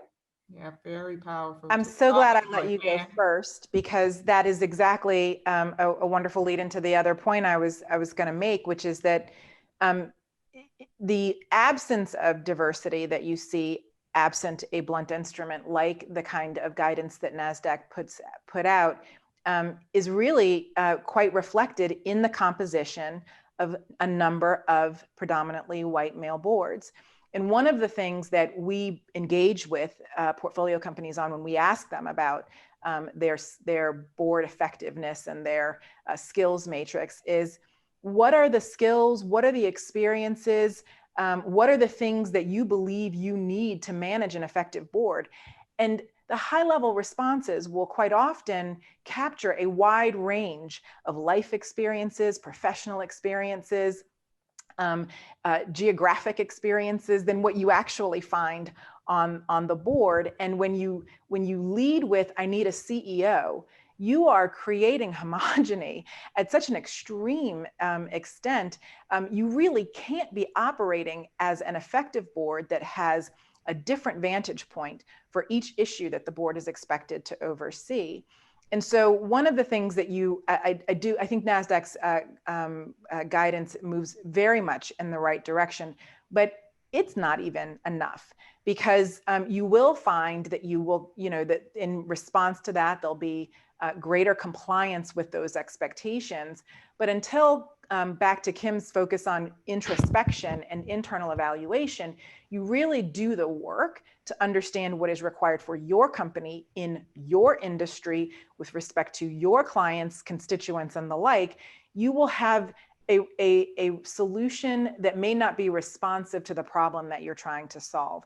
And so doing that real work to understand the experiences, the skills and the backgrounds needed to drive effective board engagement is really what's going to get you the most rich diversity imaginable. So applaud NASDAQ for the first step. I think sometimes blunt instruments are absolutely appropriate, but we can't let that be where it ends.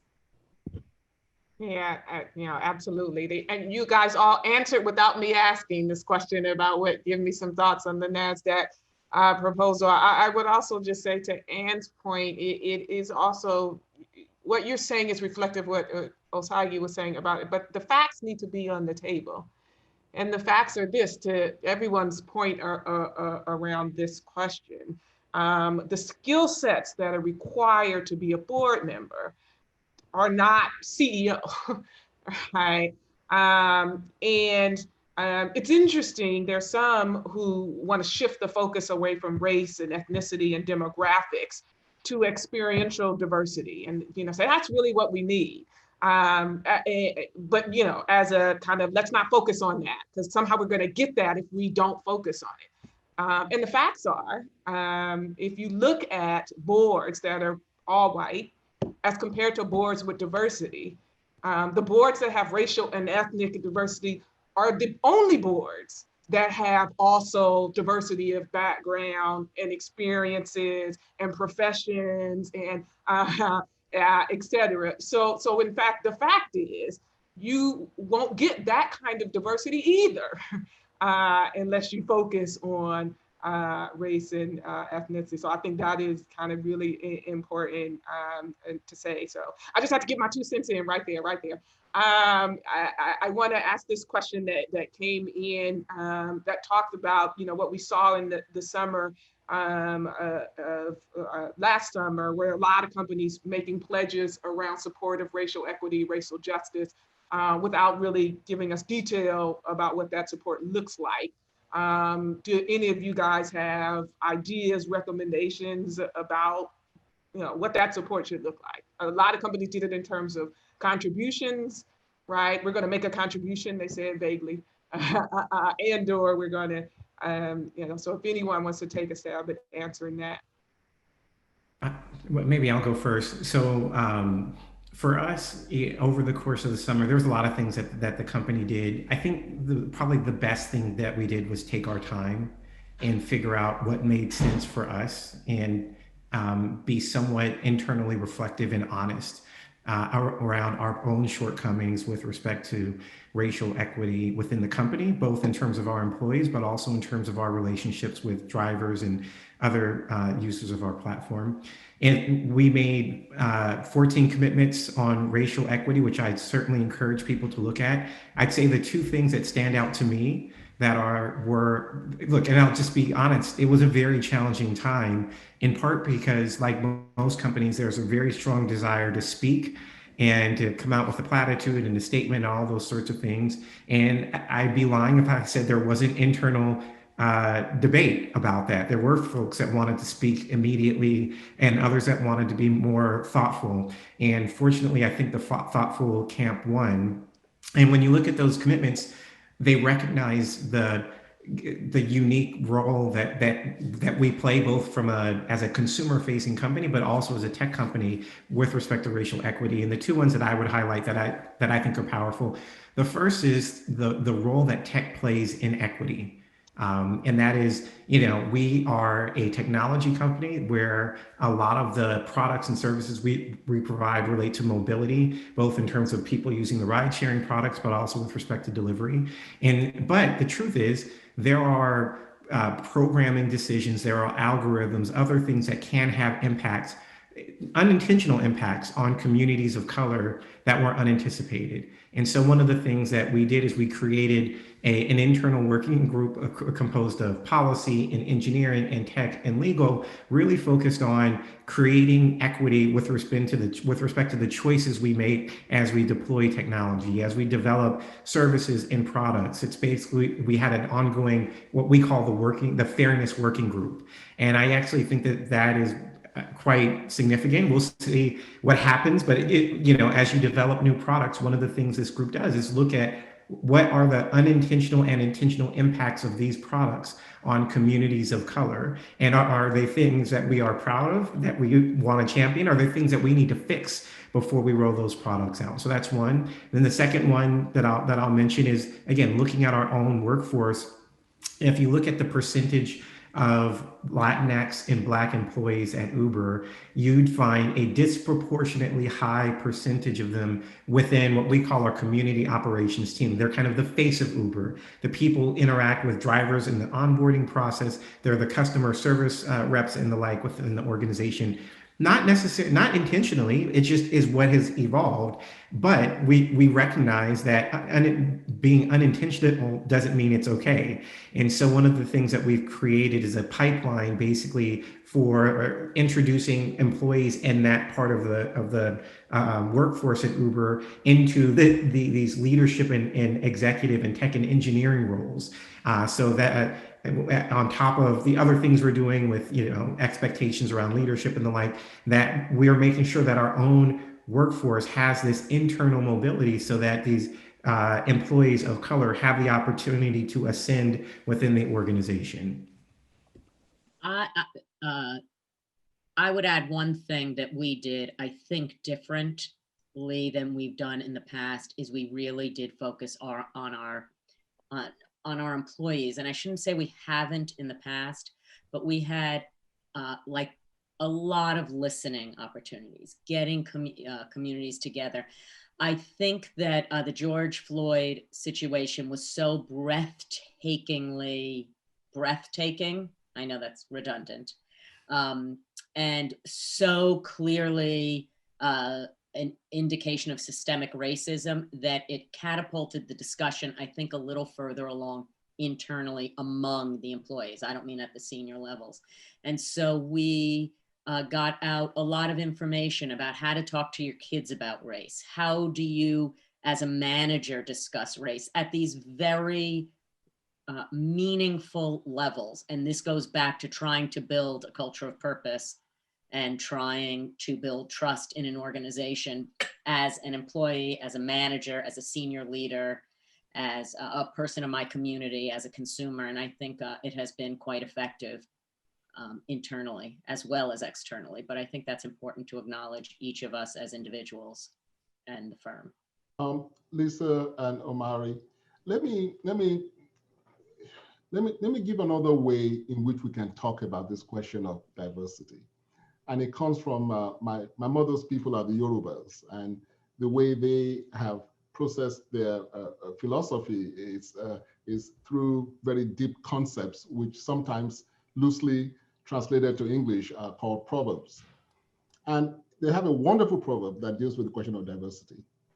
And all of us can understand it because it's very simple. Take a look at your hand. So the proverb is in three phases.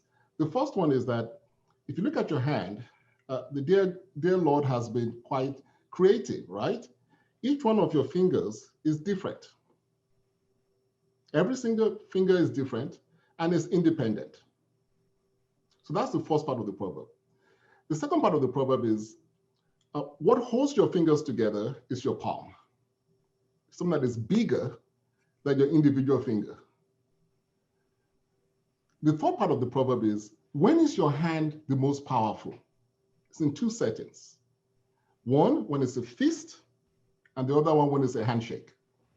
In both settings, all your fingers and your palm have to work together. So it's a very clear, very logical way of thinking of diversity. Can you imagine if your hand, all your fingers were the same? You didn't have an opposable thumb? What is this functionality? Can you imagine if all your fingers were fused together? What is this functionality? Can you imagine if we had no palm? So when we talk about diversity, we need to think about it in that context. Just build a very effective hand. Nature has already told you what works. So why are you going against it? It's a very simple thing. I didn't realize my handshake told such a big story.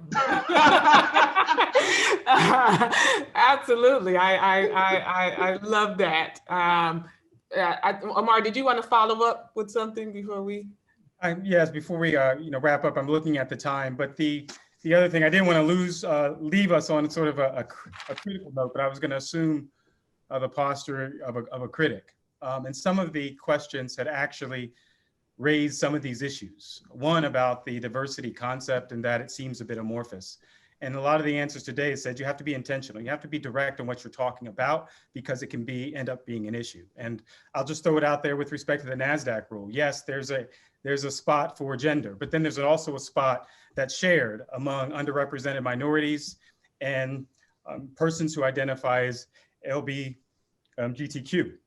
And so in that context, we talk about a lot of times when we're speaking about diversity, the or, it's not an and thing. If you want to be real bold, why not three places? Some people on the outside may become skeptical because how do you get racial equity? You can always select someone else for that second spot and not have it.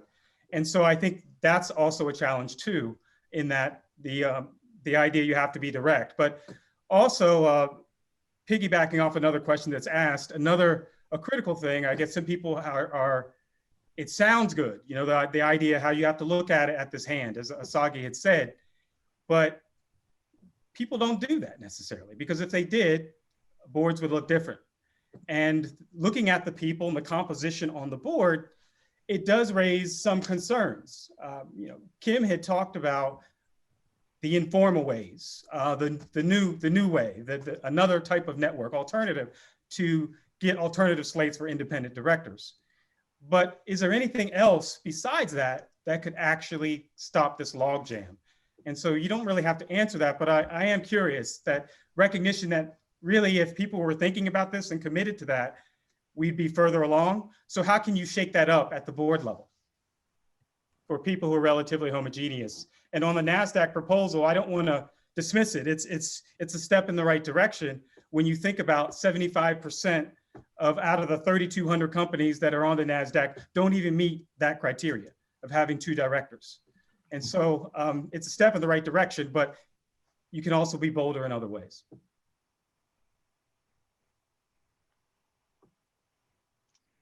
Omar, we sent a man to the moon. We sent a man to the moon with technology that is behind what is on your cell phone. We sent a man to the moon when JFK gave that speech. We didn't have an Air Force. It was part of the Army. No one had a clue on how to do that. So let me make sure I understand.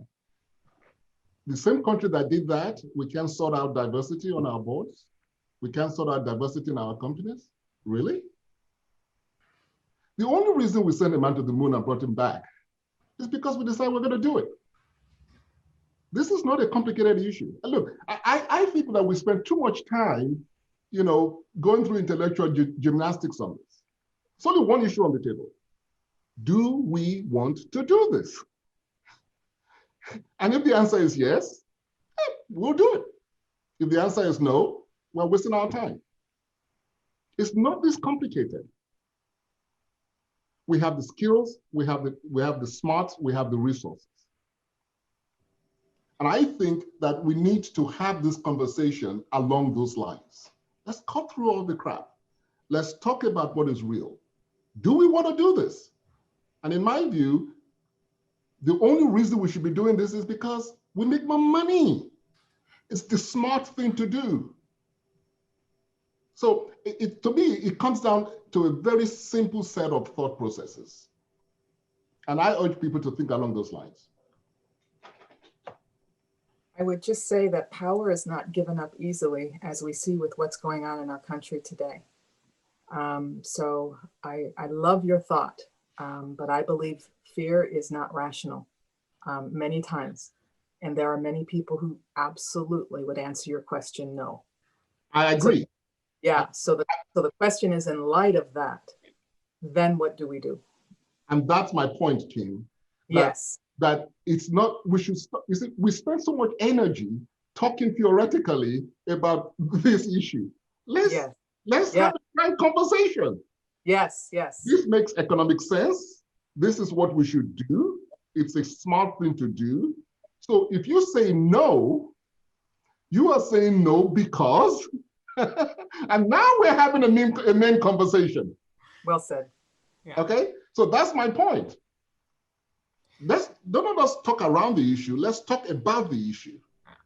And let's talk about what we need to do if we want to move forward. So we got 5 minutes to 6. I just want to make sure if anyone, Jennifer, Kier, Team James, or and if you guys got a 30-second close. I don't know, Kim, I don't know if you want to end on that note of, but 30 seconds so we can make sure we get people to their dinners. Or I'll start with Jennifer. Do you have 30, just a last 30-second word of how you want to close out? Yeah, I would just simply say to tie everything that I've heard up is these are both very, very complicated topics and very, very simple. And not to marginalize what was just last said, when I hear either you want to or not, it feels to me like there has to be tools. I'm assuming you're asking the question in the dark when no one's looking. So if you're getting the authentic, real answer, I do think we need to give people tools who would not naturally either know how to or be inclined to feel able to effectuate it purely from the commercial, whatever commercial means. Like you say, it's smart to make money, whatever it is. It's one of the things we discussed pre-panel at some point is, does the why matter? And, you know, I think we're way far along. The why doesn't matter anymore, you know, to me, actually. It would be nice if everybody understood why, but I think we need to give people tools who have good intentions and don't know how to effectuate. And I think we need to give people who may otherwise be disinclined to answer the question, do we or do we not, in the way we would not, you know, admire, ways of effectuating it to move organizations, firms, communities, customers, all of the different stakeholders forward, because it's no longer tolerable. And to reference what's going on right now everywhere, it's a very unsettling time because, as I think it was Kim just said, people don't give up power easily, and whatever power is, it's a very unsettling time. What is sort of an objective forward? And so I think the best way to do that is think about who you want to be individually. Does the firm you work for line up with that? Are you on a board that lines up with the culture of purpose and mission? And are you recognizing and rewarding all that is important to you individually as a firm? And, you know, most of these companies are revenue-based organizations. And so to Osagie's point, are you making money? But they are both very easy and very hard conversations. And that's, I think, among people, that's what makes them interesting and fun to talk about. With 1 minute left, I'm going to give Dean James, it looked like you're getting ready to say something, the last word. Well, it was very simple. I don't know what more needs to happen than what happened in 2020 in all of the manifestations of 2020. If we can't motivate change now, I don't know when we ever will. So this is the moment.